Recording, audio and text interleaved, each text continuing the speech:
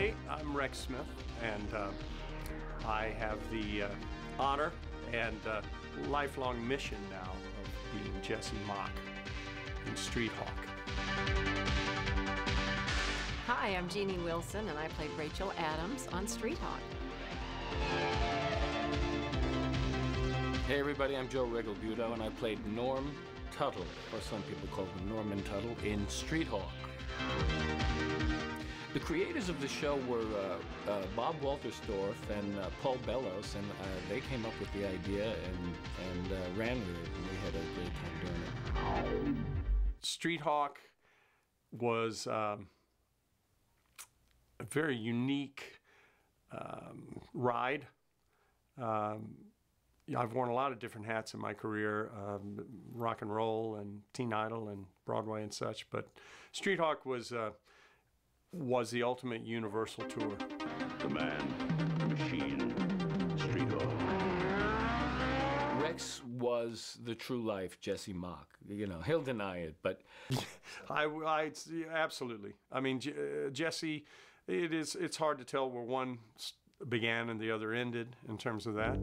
This is Jesse Mock, an ex-motorcycle cop injured in the line of duty. Now a police troubleshooter. He's been recruited for a top-secret government mission to ride Streethawk, an all-terrain attack motorcycle designed to fight urban crime. Rex was just terrific. He'd walk around. He'd actually drive a motorcycle. He had his own motorcycle.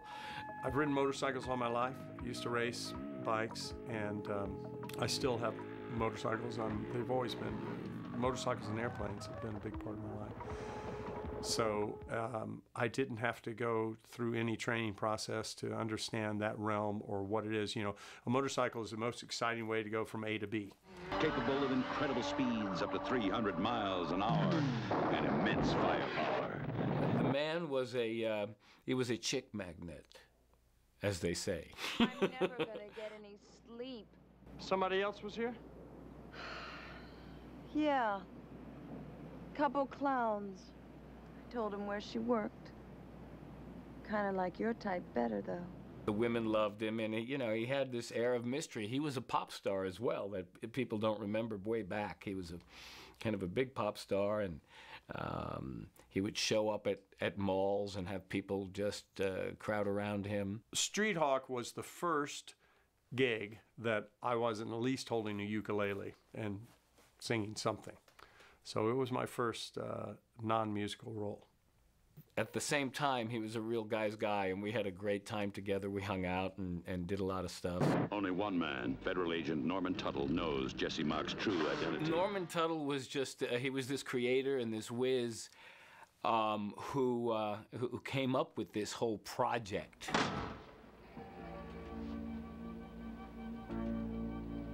Welcome to Command Center. He was the genius behind it. Come on, you're gonna love it. I don't believe this place. It's easy to see why they did cast me overall. You look behind these eyes and you see nothing but that brilliance, don't you? This is my master control module. I can monitor the entire city right from this chair. I always thought of him as a very good-looking intellectual, you know. Not really. He was just a great, fun character who tried to control the crazy Jesse Mock, Rex Smith character, and but it was his creation. It has an aerodynamic drag coefficient of 0.05. Friction is almost non-traceable. It's also equipped with a hydraulic suspension system which can adjust to either off-road or street use. I think every character you play has certain characteristics that you possess. I think the biggest difference, of course, is Norman Tuttle, who I played, was this mathematical genius who could come up with all kinds of technological ideas. Let's just put it this way, my mathematical SAT scores were not the highest. Now, I think we've done about enough for tonight. Next time we'll go into its defense and attack apparatus.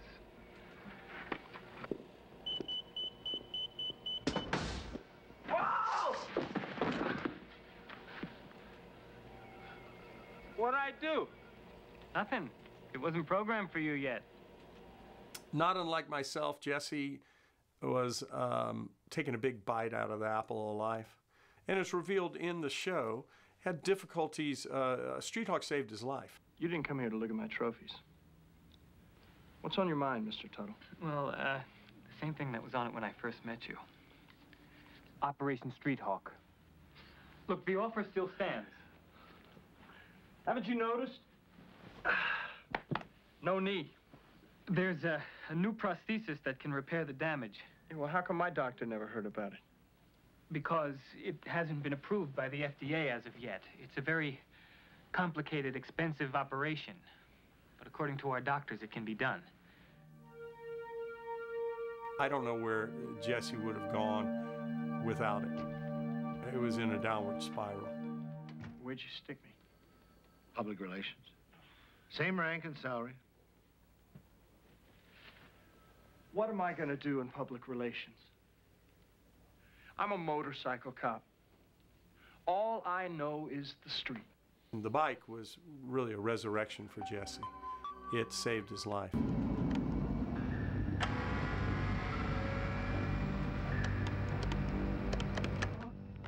That is what I felt about the character. And I could imagine that because I could only imagine me, because I myself had spent 6 months in a cast after a motorcycle wreck. And I remember being in the ambulance, and I was totally strapped down, and they had my neck, everything isolated. And as I was laying there in the ambulance, I was saying to myself, if I can't walk, I'll be a jingle singer. I'll be singing, you know, chew juicy mint gum, chew juicy, juicy mint gum. I was already planning what I was going to do because I didn't know if I was going to be able to walk.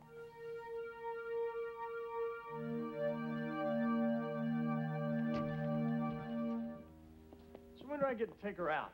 When I say you're ready. All right, this is your workout room. You've got everything you need in here to build up those leg muscles. Great. When does Jane Fonda get here? She doesn't. How did I get cast? It's 25 years ago, and you're starting out already asking the difficult questions. But I went to the guys who were producing it, Bob and Paul, and they liked me, and then we had to go get approved by the network and so forth. So it's a long and drawn-out, painful process always to get cast as one of the leads in a TV series. Getting cast as Jesse Mock was a lengthy process. Why are you going to all this trouble? And why me? Well, there are some people who are convinced that you have what it takes, the so-called right stuff. I had several interviews in New York where I was doing a show. And there was interviews with network and producers and such. And the fact that they had come out to New York to have these interviews with me and others, I can only assume. But I do recall that the very last one there was a situation not unlike this where I was being filmed for all the bigwigs at Universal. And I looked right at the camera and I said, hey, you, sitting in the dark there, you got to make a decision sometime. You're looking for Streethawk. You're looking for Jesse Mock. I think the search is over, so you can turn the lights on, you can go home and kiss the wife and tell her you found him. He's right here in New York. You just got to bring him out to California. And that's what I said, and they flew me out to California. I think we should definitely consider another candidate for Operation Streethawk. Look, the man is reckless, he's irresponsible, and he shows no regard for his equipment. That's exactly what we're looking for.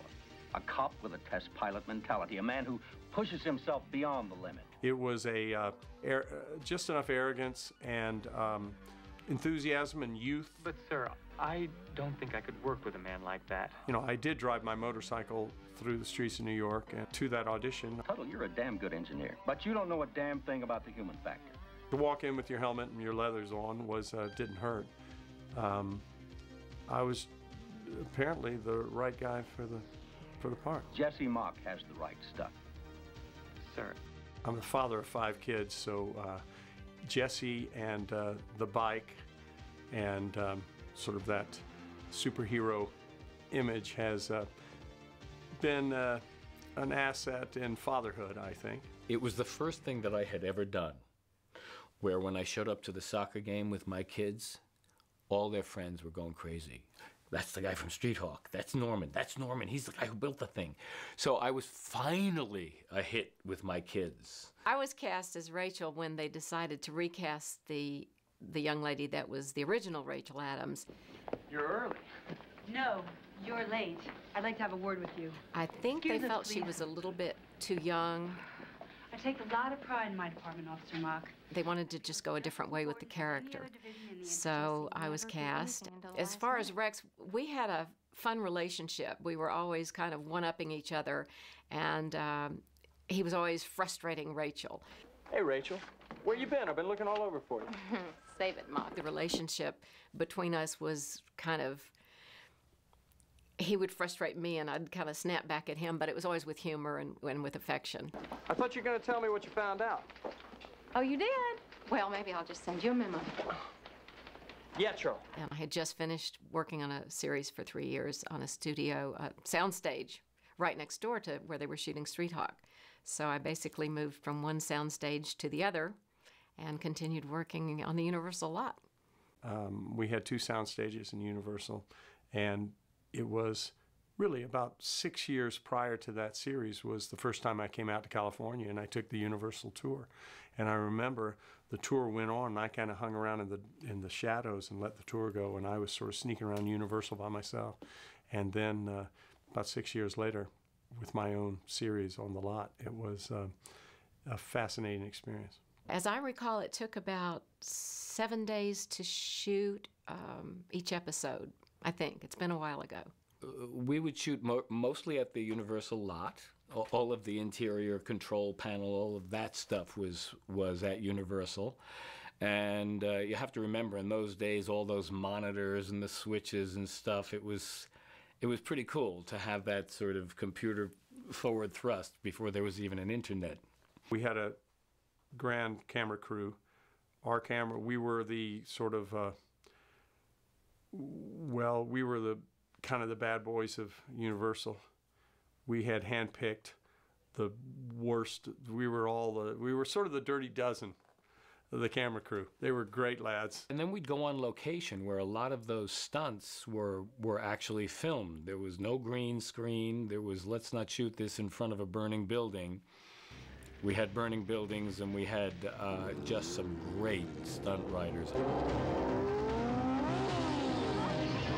I mean, just great writers who did a lot of the stuff that you'll see here. My first day at work in the pilot, there was, I don't know, at least 4 or more 18-wheeler trucks. I drove up with the driver, driving on the thing, you know, I'm driving the set, we're shooting, and as we shot, it's a helicopter shot, they're using the helicopter to catch a shot of a police car where they blow, at the bottom of the car, they blow like a piece of telephone pole to make it flip.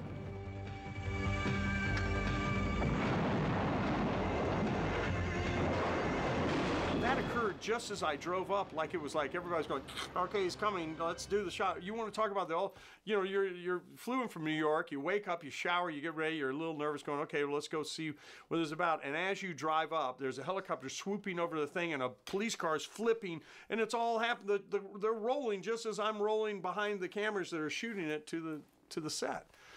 That's big, and I remember, one night, they had the big water truck, and that's when one of the guys said, that's money. I go, what do you mean? He goes, you know how much it costs to have to water down the streets for the shot? Every time we shot, we had a wet street, you know, at night, because it looks great. But that's money, because you're paying for that in a big truck just to go and spray water. If you want to pick your crew, you had to pay for the normal, or not normal crew, let's just call it it was heavy union influence, right? So basically we had about a dozen guys that never worked, but they were on set because we wanted to use our people, right? Great way for people to make money and to inflate costs per show. But I opened up a room. I don't know what, I was in the soundstage. I opened up a door, and it was a dark room without a light on it. When I opened the door, the light spilled in. There was a dozen men sitting in the dark earning, you know, you know, double overtime, golden time, whatever, to sit in a dark room. They didn't have a light on. They were just sitting in the dark. And that was my introduction to the power of well, I'm a union man myself, but that was union at its most flagrant. The production was filled with a lot of fun, mostly, but it was a revelation to all of us to actually see some of these motorcycle events that we were part of in the scene, but watched as spectators as they were taking place, because some of them were just remarkable. So that was always a treat when we were around when that was being filmed.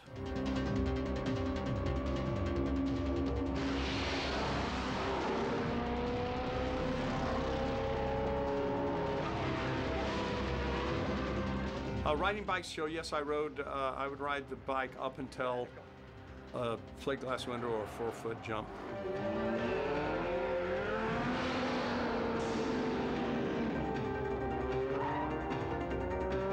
Nice jump. I would do, I love to do the machine gun bits and those sort of things.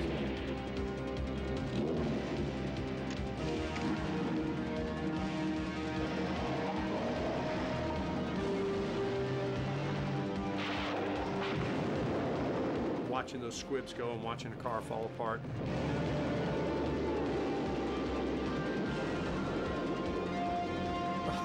That is, that's the ultimate Universal Tour. I do recall one time driving into shot, hitting the thing, it was all set up.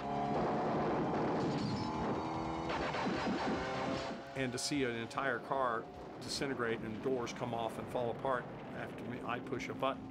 That's as close to James Bond as I ever got. That was like Bond in the DB4, the Aston Martin. The main stunt rider, and I apologize about it because I was busy in one world and the stuntman would be busy in the other world calculating, you know, checking the wind, which way the wind's blowing. And we would pass each other in helmet and gear, you know, but I do recall before each stunt, he would say, here comes a new TV, here comes a new stereo, look out. So wherever you are out there, you must have a lot of stereos and TVs. The show had a lot of stunts in it.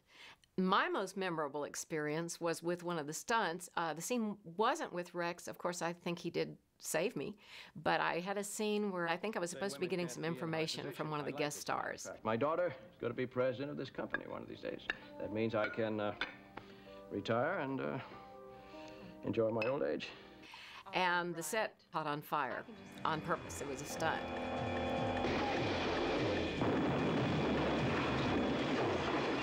Well, they had put gel all over us so we wouldn't also catch on fire, but they didn't tell us that you do feel like you're on fire. You really are that hot. Are you all right? You really feel like you're on fire. And as you run through the fire, and you know you won't catch on fire because you have the gel all over you, but you're actually running through the fire. And you come out and you're totally covered in soot, and they're ready with the little, you know, the fire extinguishers and the ambulances, which is a little disconcerting. That was a little frightening. I never fell off the bike. I almost killed myself doing a wheelie on the bike, doing a nice little wheelie, and that bike had very touchy brakes. The brakes were like aircraft brakes, or whatever. They were not. You just breathed on those things. Plus, there was like 14 bikes. So you could be on, I mean, there were specific bikes, some just static bikes, some for crashing and breaking up, you know, and then they'd tape them back together, and some that did everything. There was a tremendous fascination with watching these guys build Streethawk, the motorcycle, because they took a regular bike and they put all this stuff on it to make it look sleek and streamlined. And the actual riders would tell you, geez, this thing was just too heavy and too much stuff hanging off of it. If you look carefully in a lot of the stunts, you'll see that it's a much stripped down version because the guys couldn't take a chance, that they were dealing with jumps and their lives and so forth, not minor stuff. So there'd be a stripped down version of that motor, and then we'd cut to to another bike coming in, and it would be back to the built up bicycle. It was exciting to have a 18-wheeler filled with all these motorcycles, though. At lunch, I could, ask the crew to just roll me out a bike and take it out and ride. I'd have another half hour left in lunch or whatever. And, sometimes I took that, I'm in the pilot, I was dressed in total CHP, highway patrol clothes, and I took that hog out on the thing at lunch one time, and I'm just rolling down the highway, hitting the siren, and wow! There were times that we would use the biggest motorcycles ever built, and you'd see them driving along, cruising. You'd see Jesse on it and say, yes, I'm going to jump this over 5 cars or something in the pilot. It's showtime.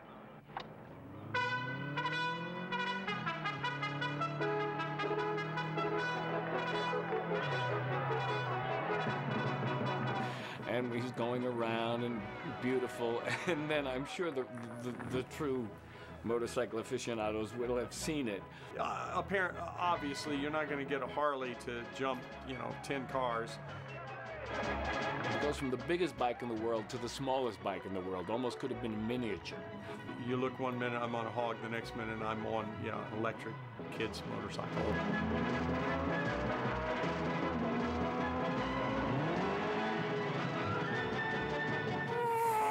Flying down, lands, back to the tank. What are you trying to do out there? I almost had a heart attack. You know how much money we have riding on this thing? Next time, don't cut it so close. What a guy.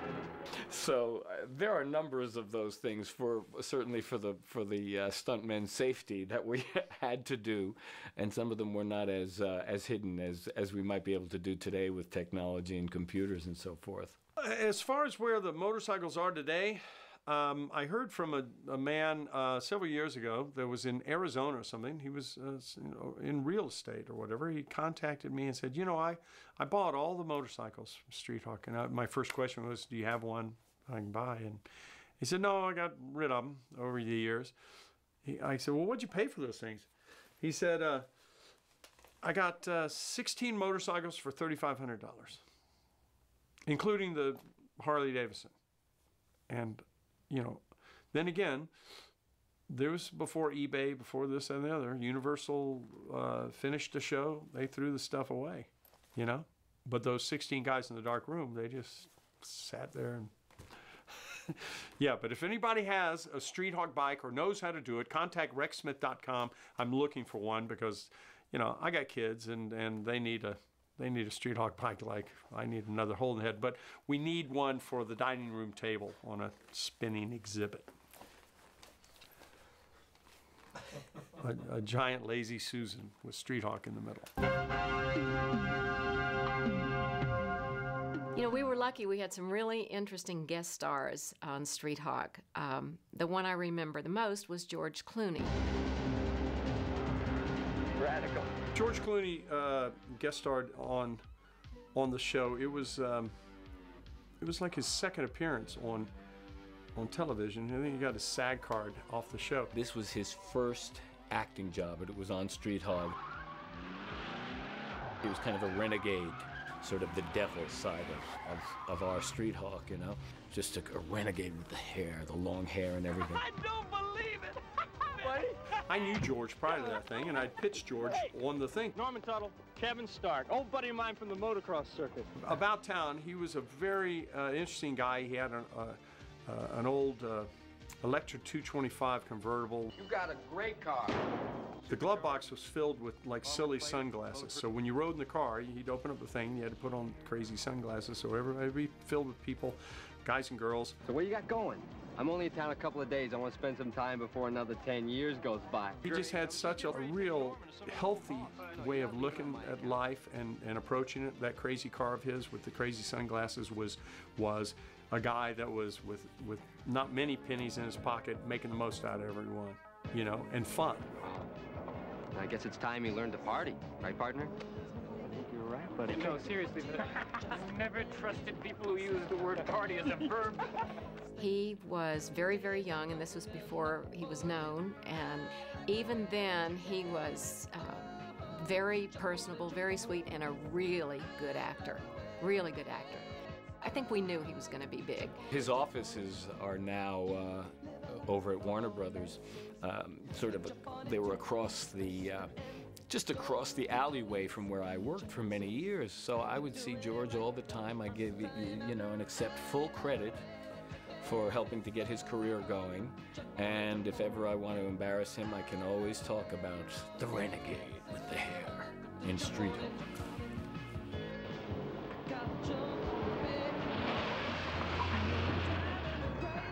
Good to see you, Starker. I thought we'd never get hooked up again. Extenuating circumstances. Yeah, blonde or brunette? Both. What you did recognize right away is he was just a great guy. George was easygoing, and he was probably 21 or 2 at the time, and maybe even younger for all I know. But he was just a really nice guy and has remained that way. George is one of the happiest guys you'll ever meet. Working with him was great. It was neat that we played best